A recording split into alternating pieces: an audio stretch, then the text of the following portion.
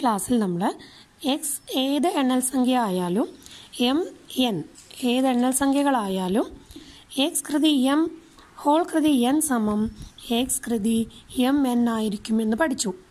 ഇനി ഇതുപയോഗിച്ച് കുറച്ച് കണക്കുകൾ ചെയ്ത് നോക്കാം. ഇവിടെ 4 പ്രവർത്തനങ്ങളാണ് തന്നിരിക്കുന്നത്.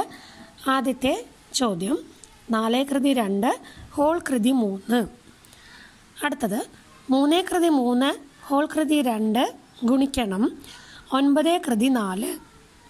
മൂന്നാമത്തെ കണക്ക് 1/2 കൃതി 3 ഹോൾ കൃതി 4.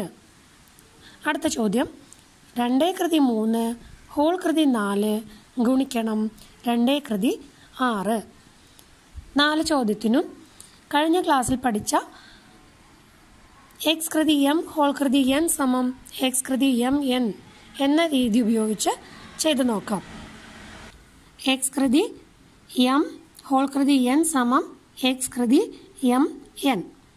ആദ്യത്തെ ചോദ്യം 4 കൃതി 2 ഹോൾ കൃതി 3 എന്നാണ്. ഇവിടെ എക്സ് എന്ന് പറയുന്നത് 4, എം എന്ന് പറയുന്നത് 2, എൻ എന്ന് പറയുന്നത് 3. അങ്ങനെയാണെങ്കിൽ എക്സ് കൃതി എം എൻ എന്ന രീതിയിലാണ് നമ്മൾ എഴുതേണ്ടത്. 4 കൃതി 2 ഗുണിക്കണം 3, 4 കൃതി 6 എന്ന് ഉത്തരം കിട്ടും. അടുത്ത ചോദ്യം നോക്കാം. 3 കൃതി 3 ഹോൾ കൃതി 2 ഗുണിക്കണം 9 കൃതി 4. 3 കൃതി 3 ഹോൾ കൃതി 2 എന്ന് പറഞ്ഞാൽ 3 കൃതി 3 ഗുണിക്കണം 2 എന്നാണല്ലോ. അതായത് 3 കൃതി 6 ഗുണിക്കണം 9 കൃതി 4നെ 3ന്റെ കൃതിയായി എഴുതിക്കൂടെ? 3 കൃതി 2 ഹോൾ കൃതി 4 എന്ന് എഴുതാം. 3 കൃതി 6 ഗുണിക്കണം 3 കൃതി 8 സമം 3 കൃതി 6 ഗുണിക്കണം 3 കൃതി 8 എന്നത് ഗുണന നിയമം ഉപയോഗിച്ച് 3 കൃതി 6 കൂട്ടണം 8 എന്നാവും. സമം 3 കൃതി 14 എന്നായി. അടുത്ത ചോദ്യം 1/2 കൃതി 3 ഹോൾ കൃതി 4 എങ്ങനെ എഴുതാം? 1/2 ഹോൾ കൃതി 3 ഗുണിക്കണം 4 12. 1/2 കൃതി 12 എന്നായി ഉത്തരം. അടുത്ത ചോദ്യം നിങ്ങൾ തന്നെ ചെയ്തു നോക്കൂ. അടുത്തൊരു പ്രവർത്തനം നോക്കാം. ചുവടെയുള്ള ഓരോ സംഖ്യയും വിവിധ സംഖ്യകളുടെ കൃതികളായി എഴുതുക.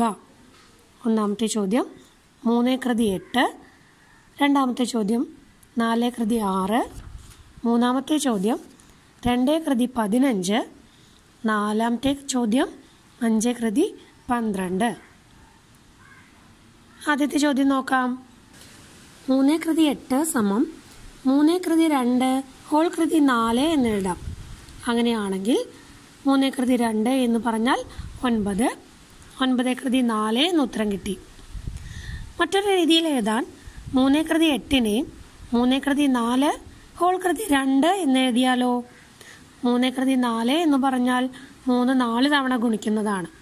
അതായത് 81, 81 കൃതി 2 എന്ന് ഉത്തരം കിട്ടും.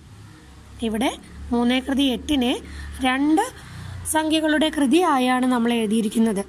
9 കൃതി 4, 81 കൃതി 2. 3 കൃതി 8നെ 9ന്റെയും 81ന്റെയും കൃതികളായി നമ്മൾ എഴുതി. അടുത്ത ചോദ്യം 4 കൃതി 6 എന്നാണ്. 4 കൃതി 6 എന്നാണ്. 4 കൃതി 6നെ 4 കൃതി 2 ഹോൾ കൃതി 3 സമം 4 കൃതി 2 എന്ന് പറഞ്ഞാൽ 4 ഗുണിക്കണം 4 16, 16 കൃതി 3 എന്നായി. അടുത്ത രീതിയിലാണെങ്കിലോ 4 കൃതി 6 സമം 2 കൃതി 2 ഹോൾ കൃതി 6, 2 കൃതി 12.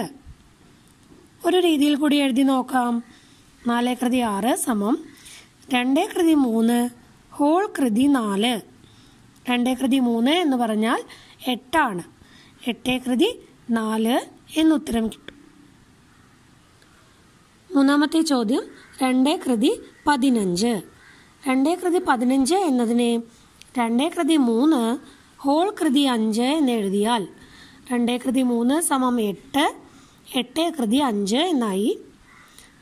അടുത്ത രീതിയിലോ 2 കൃതി 15 സമം 2 കൃതി 5 ഹോൾ കൃതി 3. 2 കൃതി 5 എന്ന് പറഞ്ഞാൽ 32.